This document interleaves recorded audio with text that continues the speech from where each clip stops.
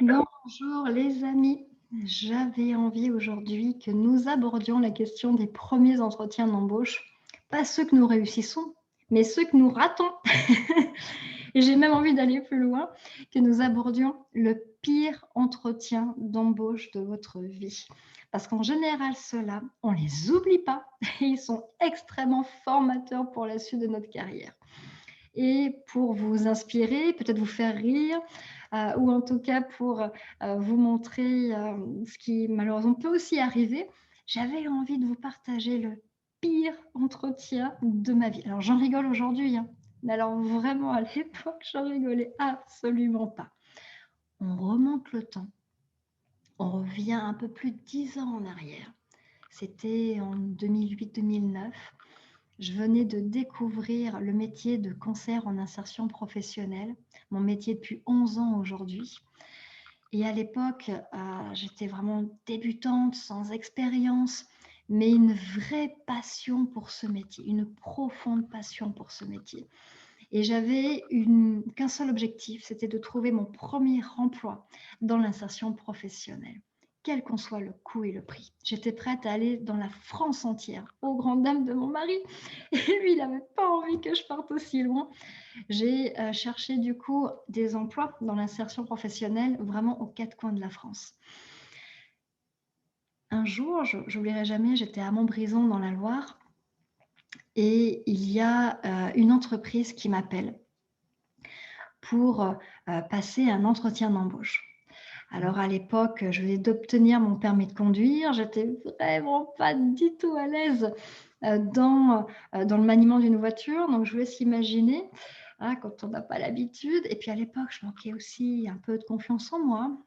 J'avais une vingtaine d'années, aujourd'hui j'en ai quasiment 40, et donc j'avais tout à apprendre, tout à découvrir, notamment et la conduite et l'entretien d'embauche. J'obtiens un entretien à 3. Donc, vous voyez, l'Auvergne-Rhône-Alpes, 3, 5 heures de route à peu près. Je prépare mon entretien, je prépare le trajet, pas de GPS à l'époque, donc je m'étais fait un magnifique dessin avec l'autoroute, les sorties d'accès, comment à la sortie de Troyes, de l'autoroute, trouver la structure d'On-Troyes même, qui est quand même assez grand, hein, c'est quand même très grand. Enfin bref, j'y mets vraiment toute ma volonté, toute mon énergie. Le lendemain matin, je me réveille pleine d'énergie, complètement terrorisée à l'idée de conduire 5 heures de route sur l'autoroute quand on vient juste d'obtenir son permis. C'est quand même un très joli challenge et je suis une femme de challenge. Il n'y a rien qui m'arrête. Donc imaginez cette jeune femme à l'époque qui conduit jusqu'à Troyes pendant 5 heures de route, très heureuse, hein, mais très crispée aussi. J'avais l'empreinte du volant dans les mains. J'exagère un peu, mais je n'étais vraiment pas très rassurée à conduire, donc je roulais tranquillement, sereinement. Petit à petit, la confiance est aussi venue, le plaisir également de la conduite. Et depuis, ça ne m'a plus jamais quitté. J'adore ça, conduire. Donc j'arrive à 13 heures à Troyes, l'heure du rendez-vous approche. Heureuse comme tout, un magnifique soleil. J'arrive. Waouh, Troyes, c'est vachement beau quand même, hein. J'étais très, très contente. Je me dis, waouh, je m'y verrais bien, c'est joli et tout. Aux grandes dames de mon mari.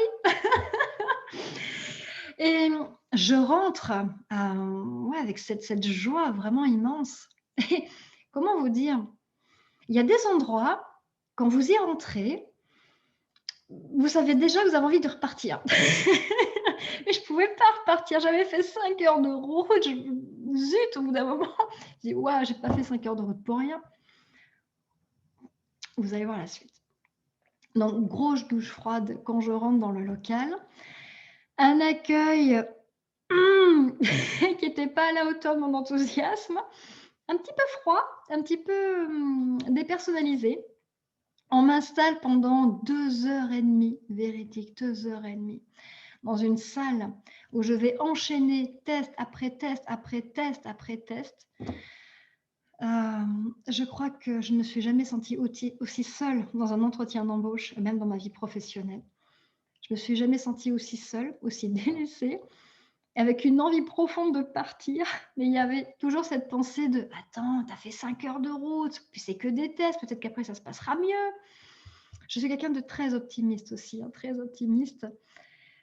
Waouh! Après 2 heures et demie de test, assis sur une chaise, moi qui aime bouger, c'était assez quand même compliqué de rester assis 2 heures et demie sur une chaise seule, à remplir des tests.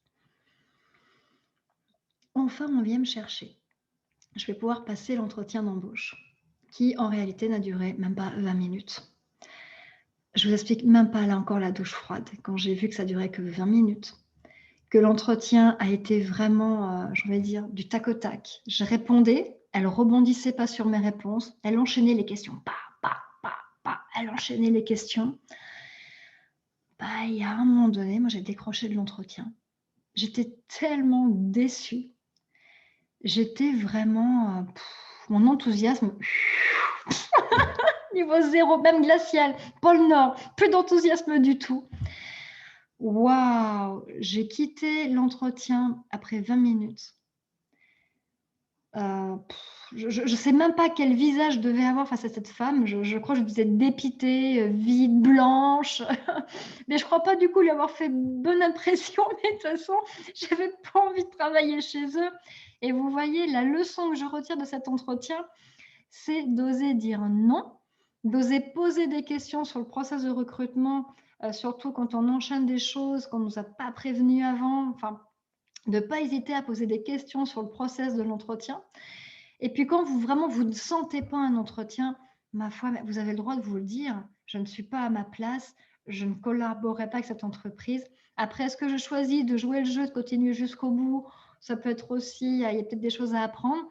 Ou est-ce qu'au contraire, peut-être puis-je aussi m'autoriser à mettre fin à l'entretien parce que décidément, ça ne me convient absolument pas. Et ça permet comme ça peut-être de prendre du temps pour faire autre chose pour vous comme pour la personne qui vous accueille. Qu'en pensez-vous? En tout cas, à l'époque, je crois que j'aurais bien aimé mettre un terme à l'entretien et partir. Mais attendez, c'est pas fini. Je finis l'entretien. Je vais pour sortir. Je vous rappelle que quand je suis partie le matin, il faisait beau, grand soleil. Un 3, j'ai découvert 3 vraiment sous un ciel bleu magnifique. Véridique, je sors, c'est à peu près 15 heures. J'oublierai jamais. C'est surtout l'enchaînement, je pense, qui m'a vraiment dépité ce jour-là et qui sera absolument mémorable jusqu'à la fin de mes jours et que je raconterai à mes petits-enfants plus tard. J'ouvre la porte et en fait, je regarde dehors et là, adieu beau soleil. Là, c'était la grosse pluie, vraiment le détrempage total.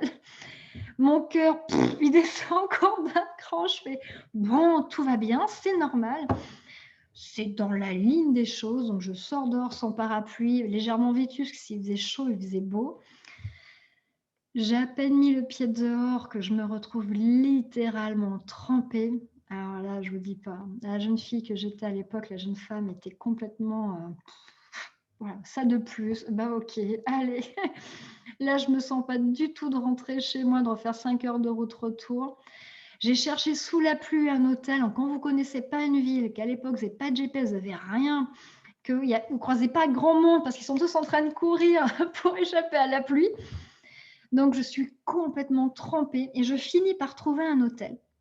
Le gérant me voit, il me dit, j'ai plus de chambre. Alors, je ne vous dis pas, c'est... Là, je me dis, mais ça ne va jamais s'arrêter, cette journée, elle est infernale.